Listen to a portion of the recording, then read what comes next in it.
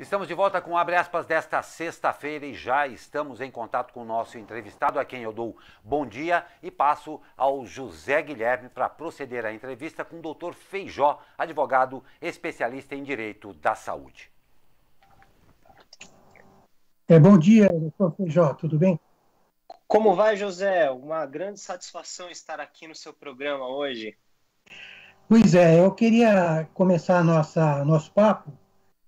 Eu vou introduzir um tema mais geral, depois para a gente entrar na questão mais específica. A gente teve essa semana, a Fiocruz lançou uma nota, foi um balanço sobre internações no Brasil. E mostrou que de janeiro de 2020 a junho de 2021, a gente teve 1.700.000 internações não Covid a menos. E desse número total, 1.200.000 internações para acontecer, né?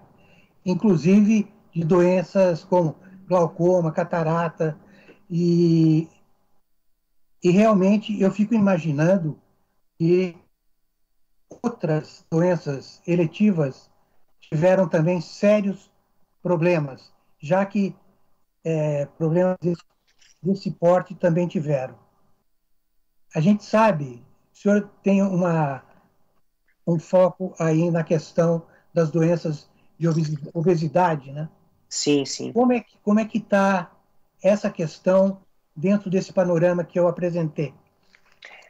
A obesidade é uma doença muito séria, né? Como você muito bem disse, a porta de entrada, inclusive para tantas outras doenças, como o câncer, diabetes e etc.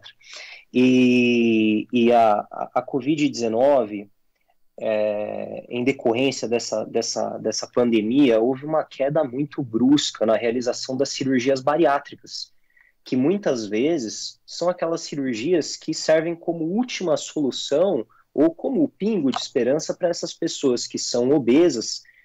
A gente tem aqui no escritório pessoas que ultrapassam 120, 150 quilos, né? E não conseguiram ter acesso a esse tratamento justamente porque a prioridade naquele momento eram as cirurgias de urgência e emergência, né?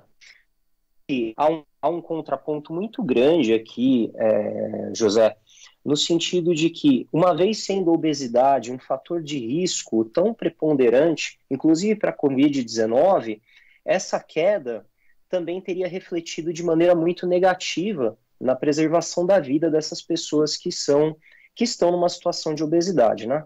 A gente tem um número de 64 mil cirurgias bariátricas realizadas entre 2011 e 2018 por ano, e com o advento do Covid-19, uma queda para 3 mil cirurgias bariátricas no ano de 2020. Ou seja, é uma queda de mais de 69% aí na realização anual, aí na média de cirurgias bariátricas, né? Mas existe uma tendência de voltar a um equilíbrio aí, a voltar nessa proporção anterior à Covid?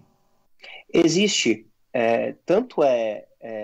os olhos do Ministério da Saúde, eles se voltaram agora para a obesidade, e do Conselho Federal de Medicina e da própria Sociedade Brasileira de Cirurgia Metabólica, ao ponto de classificar a cirurgia bariátrica como uma cirurgia eletiva, sim, mas não meramente eletiva, uma cirurgia eletiva essencial.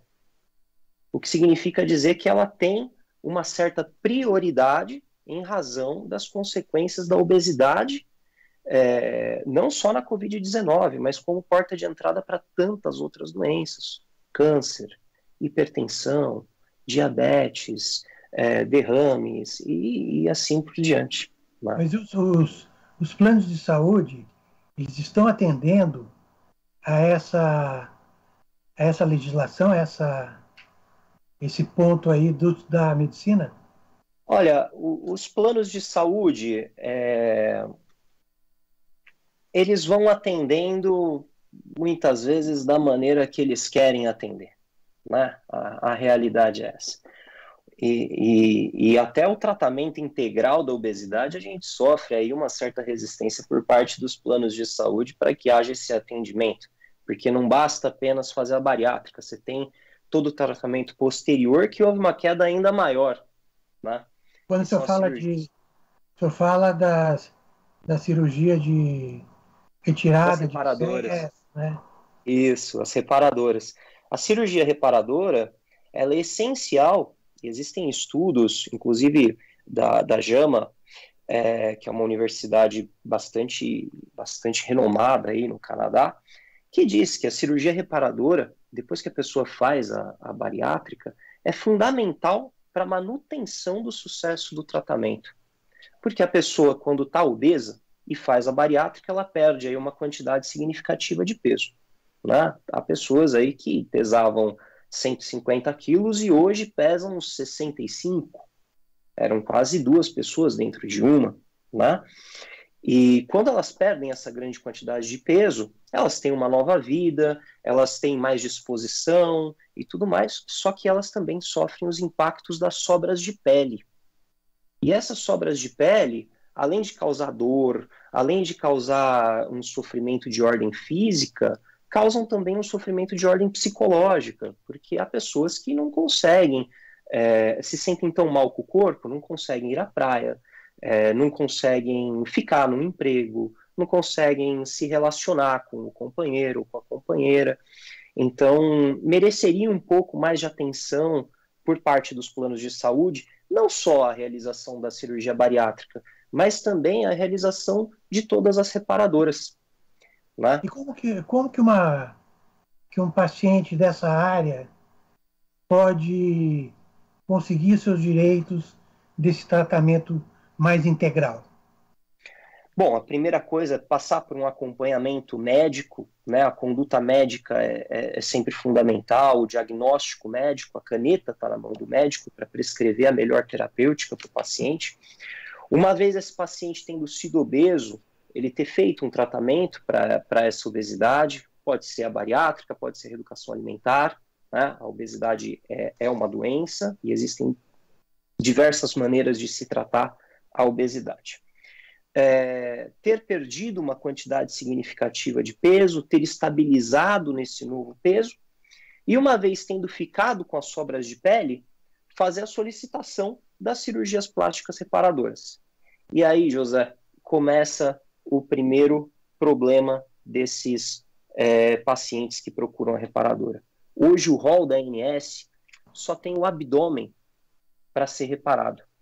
E os planos de saúde, por sua vez, se apegam nessa previsão mínima no rol da ANS para liberar apenas o abdômen e não todo o tratamento.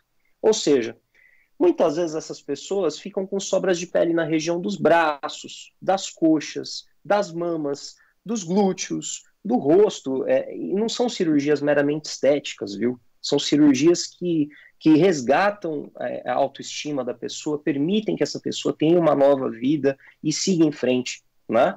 E os planos de saúde, mesmo diante de toda essa necessidade, eles sonegam essas demais cirurgias e só cobrem a região do abdômen.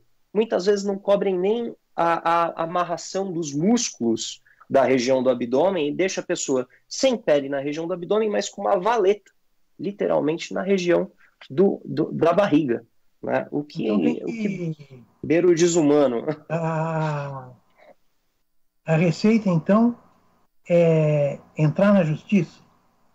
Quando se depara com uma negativa do plano de saúde, a receita é consultar um advogado ou uma advogada que seja especialista nessa área para checar se essa negativa é de fato abusiva, né? Agora, vocês têm conseguido resultados na defesa desses pacientes? A gente tem conseguido resultados, sim. É importante, né, que esse paciente ele cumpra com todo esse ciclo da obesidade que eu mencionei, E uma vez ele cumprindo com esse ciclo da obesidade, o judiciário tem entendido que as cirurgias reparadoras são uma continuidade do tratamento para a obesidade, tem dado respaldo para todos esses pacientes. Mas isso é demorado ou não? Olha, justiça é meia mussarela e meia calabresa. É o que eu gosto sempre de falar isso daí. Não existe causa ganha e não existe tempo, né? Cada juiz é um juiz, vai entender de uma maneira, para alguns com um pouco mais de sensibilidade, para outros com um pouco menos. Existem casos que são um pouco mais graves, outros que são um pouco menos graves. Fato é que há algumas situações de urgência e emergência que a gente qualifica com sofrimento excessivo, aquela situação de crises nervosas e tudo mais, por conta dessas sobras de pele, que a gente pode fazer uma solicitação de uma liminar, que nada mais é do que um adiantamento dos efeitos de uma sentença judicial, e isso agiliza bastante aí todo o processo. Muito bem. Bom, doutor Feijó, eu agradeço a sua participação aqui no Abre Aspas. Eu que agradeço. Sucesso aí nos casos. Acho que é uma boa orientação aí para os pacientes obesos no tratamento da obesidade e no tratamento reparador, né? Muito bem. Obrigado. Muito obrigado.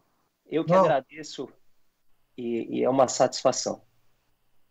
Muito obrigado ao doutor Feijó, advogado especialista em Direito da Saúde, e ao jornalista Zé Guilherme.